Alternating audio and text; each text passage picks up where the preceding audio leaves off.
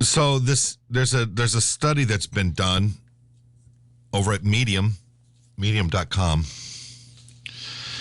An interesting piece that was put together by Joe Duncan over there. Came out today. That states a pretty alarming. It makes an alarming statement, I should say, that anal sex is more popular than Twitter. Really? I don't know how you would make that leap. I don't know how you'd know that. Okay. He says that since the popularization of pornography in the 70s, the kinds of sex that used to only be practiced by a small minority have become staples in the bedroom of everyday lovers all over the world. Then the internet brought all sorts of digital eroticism into our homes, opening up new worlds of sexuality for us to ponder, analyze, and explore. For the adventurous. You know, people are going, wow, you can do that? The success of ongoing sexual revolutions aren't really creating new kinds of sex whole cloth, but rather humanity seems to be rediscovering the kinds of sex that were popular with our ancient and prehistoric ancestors. Okay. Long before the chains of piety were forced upon us by an overbearing religious institution and whatnot. Yes. One kind of sex that's seen a massive surge in popularity over the past century, especially in the last few decades, has been butt sex. Okay, really? Yeah. Well, I have stats to back this up. They're actual stats. Data from the porn behemoth Pornhub, collected between 2009 and 2015, showed a staggering rise in anal sex searches of 120% in the United States and 78% worldwide. Real? Worldwide? Worldwide. It's up there with BDSM and group sex in terms of what people are fantasizing about the most. The difference between those things and anal is that people are actually having anal sex and not just dreaming about it. Right. So, in 2017, a survey was conducted by Skin Condoms, SKYN Condoms. They asked 3,037 adults about their sex lives and found that 36% of millennials are having butt sex where the woman is penetrated. And 15% are having anal sex where the male is penetrated. Okay. This has been reflected in our cultural artistic expressions over the past decade, between Nicki Minaj telling the world that she'll let him eat my ass like a cupcake, her quote. You go, girl. Squat challenges in the name of bigger butts have been a thing, and twerking can be found casually scrolling your Facebook feed. Butts are in. Yeah, but in butts is out. In my opinion. Some have even professed that anal sex is the new oral. Okay. What was once considered a raunchy taboo and a cult sexual delight reserved for only the most daring of kinksters has become a mainstay for everyday couples, from office assistants to college students. Office assistants. You need to go see Johnson from accounting. Bring your receipts. Right. These days, whenever you're in a room with 10 people, statistically speaking, 3 of them enjoy butt sex. 10 people. 3 So 3 out of 10 dentists. I mean, I'm sorry. What? What are we talking about? It's no secret that gay men have regularly enjoyed anal sex since time immemorial, it says here, but their heterosexual counterparts are quickly catching up. Now, a study of heterosexual couples in 2010 showed that in certain age groups, 46% of women had engaged in anal sex in their lifetime. The same study was conducted in 1994, yielded just 33%, and it's only become more popular since then. Wow. That's shocking. I know. In a late 2018 study from Habel et al., published in the journal Sexually Transmitted Diseases, found that 33% of women and 38% of men fessed up to having heterosexual PIA. It's not pain in the ass. It's penis in anus anal sex. Oh, PIA. which averages out to approximately 35% of the population, just over a third. Wow. But my question is, why did anybody really care enough to do a study? Because we're inquisitive. I know, but that's, I mean, I guess it just seems like a weird thing to. Well, dig this. This study here from Courtney Meyerhofer this was fairly recent, wanted to shed light on just how popular anal sex had become, even among heterosexual couples. Okay. Now, the study compared social media usage data gathered by the Pew Research people and compared it with the Habel study about sexual habits and safety, and found that more people are having butt sex than have a Twitter account. What is that part of the question? Yeah. Yeah, butt sex? Yes. Do you have Twitter? Do you have Twitter? No.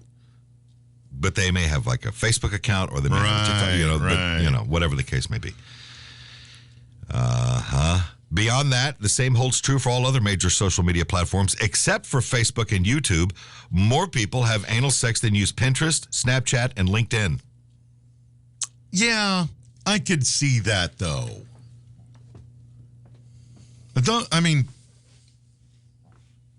Yeah, I could honestly see that. You also, it says here, you might be shocked to learn that the percentage of Americans having anal sex and the percentage of Americans who use Instagram were roughly equal. It's a weird comparison.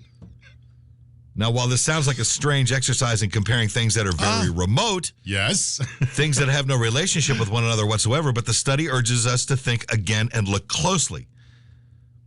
As it says here, stop and think about how ubiquitous these social media platforms have become and how much of a staple they are in our everyday lives. They're all around us. We're swimming in social media networks. Unfortunately. Meanwhile, our collective sexuality is still so unbelievably fragile that we nervously shy away from any sort of conversation about it, even if more of us engage in certain types of sex than use some of the biggest social media sites in the world. The real irony is this, that social media bans a lot of content they deem too sexual, like the time Instagram banned medium writer Yale Wolf's photo on Instagram for showing a little side boob underneath a t-shirt. Oh, what a shame. So it's a clear double standard born out of American sexual shame. Right. Well, growing up, I saw stuff from other countries, films. Right.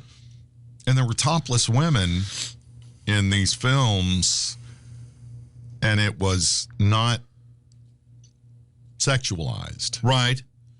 And I remember, and I wasn't like young, but I remember asking my mom and dad, and they were like, well, in other countries, back then, in other countries, the human body wasn't sexualized as much as it is in America. Oh, yeah. Well, they had nudist beaches. People run around topless, and nobody really thought anything of it. Well, as this guy says here, when we stifle our sexuality too much, as we have, we eventually wake up in a borderline dystopian world where real human sex that isn't a product commodified for profit takes place in the shadows of secrecy. Right. And there's the rub, if you'll pardon the expression. Sex is allowed to be out in the open so long as its purpose is to sell and not to be enjoyed. That's so true. Yeah. Sex sells everything from cars to cheeseburgers. Oh, my God, yeah. Many states legalize marijuana for medicinal use, but stop short of doing it for recreational use. Right. No fun for you. In other words, you can use this relatively harmless plant, but only if you don't enjoy it. That was the whole point behind beer. Right. It's a whole different story. Yeah. Well, the same goes for sex. Sex sells everywhere, but sex is enjoyed. If it is enjoyed, it is scorned and frowned upon by the disapproving masses, green with envy. Right. So back to Nicki Minaj. Why she and so many others resonate with us so deeply. They express for us what we cannot. They loudly and clearly express our inner realities and carnal desires, like poets express our wordless appreciation for the splendid beauty of the world. So the big takeaway is probably this. whatever your sexual flavor is, don't be ashamed of it, because there are millions of people out there enjoying the same kinds of sex that you are. As long as it's all consensual, it's all good.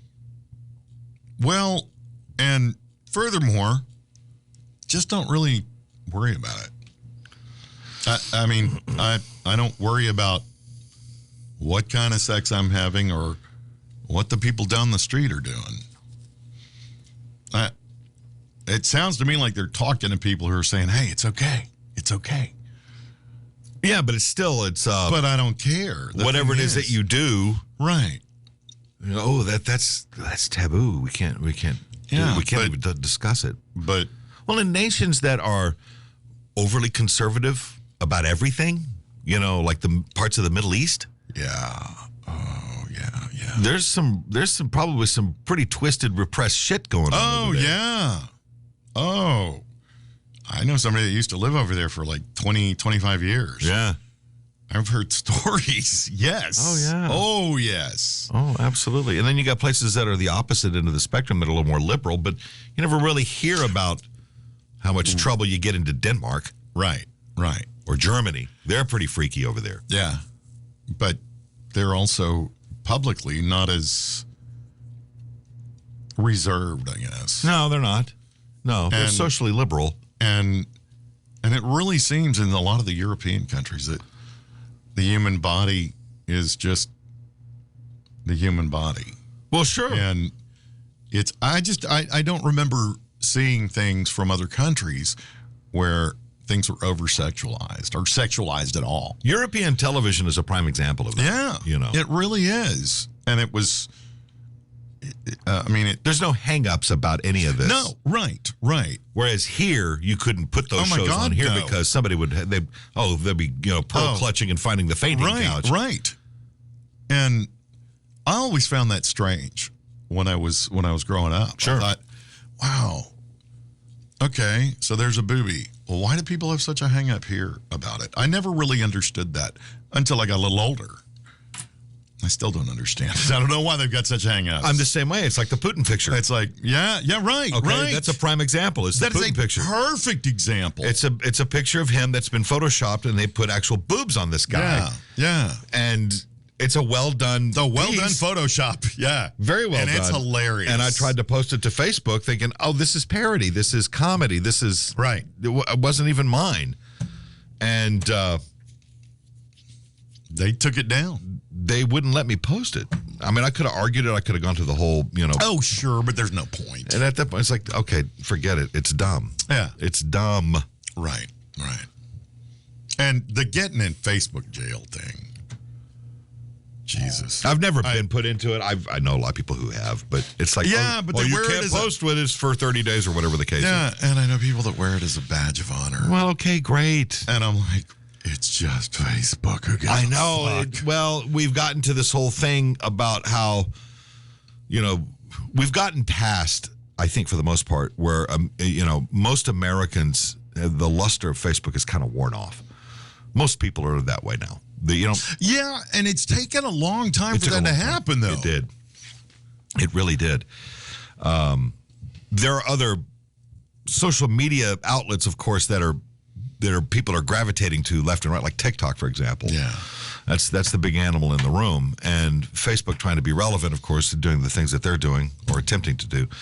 And by and large, people that fool around with this stuff are like, Yeah. We use social media here at the station at Radio Memphis to promote things that we're doing. Right. But see, there's a problem there with that because Zuckerberg et al. Like to hold your audience hostage. Mm-hmm. They sure do. And they want you to pay for that. Yeah. Mark and I were talking about that last night, about trying to get things promoted. And it's almost impossible unless you pay for a boosted post. And I've talked to people who've done that, and they said, I said, is it worth the money? And they go, not really. Not on Facebook. No, because, $20 will get you maybe 100 people. It's like, well, Jesus Christ, if I've got 10,000 followers, right. Yeah. that's going to cost me a lot of money. Yeah. So screw them. I'll just do other things, Right. Just continue to post on Facebook and just Yeah, let it be organic. You can do it that way. You can do it through Twitter. Twitter's fun, I think. It's toxic as hell, but it's fun. Reddit is another one. YouTube is a social media. In all reality, yeah. It is. I mean, you can like and, of course, you like and subscribe, and you can friend, comment, you can and friend, you can yes, friend yes, people on yeah. it, which is bizarre. But hey, you know, you do what you do. But yeah, in fact, that's the subject of the current episode from Radioland is about. I think we've reached peak social media to the point where our attitudes about it have become very tempered by it. Yeah. You know, I think so too. Yeah. we don't live and die by it anymore like we used to. Oh, and the people, it's like it became like this. It still sort of is this space where everybody became an epidemiologist. Yeah. Everybody became a political scientist. Mm-hmm. Everybody became an expert on everything. Right. And the hatred That got old. It did. It got really old. And the hatred that people were putting out there as like you said, like a badge of honor. And it's like, what? Yeah. You just look foolish now. Yeah. You know. Yeah, you look like an ass. Yeah. And when you spend any time looking through Facebook specifically, with that filter that we've all talked about, why the kids are not there. Mm-hmm. All you have to do is go through your feed and you'll see why. Sure. Because it's like somebody will put a picture of a fucking can opener up there and go, I bet none of your kids know what this is. Yeah. Oh, shut up. I don't even like that stuff. Like the Those pencil kind of sharpener posts. jokes. Yeah, And it's yeah. like, oh, really? Yeah. Are you just, hey, back in my day, we did blah, blah, blah. We didn't wear helmets when we rode bicycles. We were home when the streetlights came on. Uh-huh. Yeah. Because we didn't have cell phones. we couldn't be texted by mom. Yeah. Come home. Get your ass at home. Or, hey, tonight we're having, mashed potatoes and green beans. Right. And it's like, meatloaf. Who cares? Yeah, right. Yeah. I'll be home for dinner, Mom. Don't worry. No, I mean, there are people that do that. You're talking about say, posting. Hey, yeah, they post, like, and they don't have any picture with it. They just say, hey, I made this, this, and this, and this for dinner, and nobody cared. Well, I've always found social media more amusing than anything. It is. That's about it. It's barely that. I took Nextdoor off my phone. I did that. Yeah. I did that over the weekend. Yeah. I couldn't deal with that. Yeah. And there's nothing of value there. No. And, but yet there were, this is the thing I was going to tell you. That one of the things that I see on Facebook a lot are people go, I'm off to bed. Good night, everybody. Oh, yeah. Yeah. Good night, Facebook family. Good night, Facebook friends. Who are you? And why are you telling me this? Yeah, well, I mean, if they're in my feed, I'm friends with them. Well, but friends? I have maybe met 5 people that I'm friends with. Yeah, but they're on your feed. I know that. And so, if they're on your feed, you're going to see it. So, Not entirely. I think it's odd, though. When you unfriend somebody, it changes the algorithm to the point where you start to see other people that you're friends with. Right. And you look and you go, you're new. Who are you? Right. And it said, you've been friends since, 2010. Yeah, right. Like, really? Oh, wow. And then you go through their post and you go, wow, you're psychotic. Yeah. I don't want to subscribe to your newsletter. Right. Which is only what all this is. Yeah. Oh, yeah. Exactly. That's exactly what it is. Yeah. And you remember the thing with people would go, hey, it's time for me to clean up my friends list, and they would talk about it. If you're seeing this, you made the cut. Remember this? Yes. Yeah. I wasn't all that upset if I didn't. And I don't even know who you are. And so, right on. You go, girl. I got more important things to worry about than my friends list. Well, yes. The world's not going to stop because of it. That's for sure. Clean up my car before I clean up my friends list. Well, yes. Yeah. I try to get the hateful stuff out. Yeah. And I look at post history and go, wow, you're a Nazi. Yeah. Boy. Yeah. Wow, you have a lot of hate. Yes. Where are the cat videos at? That's what I signed up for. Yes. The cat videos, and the boobies, and all of that. The cat videos. This is the world doesn't stop when Facebook isn't here. Remember when they had the outage, the Facebook outage, and they were down for like a week or 3 days or 4 days? Yeah, I didn't even notice it. Most people didn't. I didn't know about it until after the fact. It gave rise to the joke that everybody was walking around the building with their phones going, hey, like my picture? Hey, like my picture. Yeah, right. Yes, that's right. It's like when we were kids and we would go to the neighbor's house after they had come back from a vacation in like Hawaii, and they had slides. And they'd like, look at our trip. Yeah. And we never did that, and we never had any friends that did that. Oh, it happened with my family. Yeah. We didn't go on those trips, but other people did, and they go, "Well, we're going over to the board grinders tonight. We're going to have cocktails and look at their trip to Hawaii." And it's like, I don't care. Right. I always thought that was kind of... I didn't go there. I didn't get to go. But I think it was just the whole idea of, hey, we could set up the carousel and have a glass of wine. And that was the whole thing. And all the kids are sitting around and going, this sucks. Yeah. Oh, the kids, I hated when we would do it with family. Yeah. On vacations, we just look at old family pictures. Right. And we do that as a group. Well, sure. We did that too. That was. But bringing the neighbors into this, that's really the precursor to what Facebook really kind of became. Actually, except you're kind of forced into this. Say, hey, we went to Italy. Here's our trip. Hey, this is me standing in front of Yeah. It's a modern day. It's a slide presentation, slide carousel. It's kind of what it is. Except you weren't invited. You were demanded to be there. It commands your attention. And the difference is, with slides, you didn't take pictures of your food. Good point. You didn't. Why would you? So, why would you now? Because somebody might even say, when we were in Paris, we ate snails. But there's no picture of it. You're not taking a picture of the snails back then. No. So, yeah. I think the proliferation of just camera phones is cool, but in that aspect, it's not. Because I just think the whole food thing is weird. Well, it doesn't photograph right. A lot of restaurants ban that practice. Yeah, nicer restaurants. Yeah, the chefs come out and go, "Hey, my food doesn't photograph well." Right. No. Right. You got to get it on the good side. That, and it slows everything down. Yeah. They can't turn the table because everybody's too busy taking pictures of everybody else's food. Yeah. No, I just find that kind of silly. It is very silly.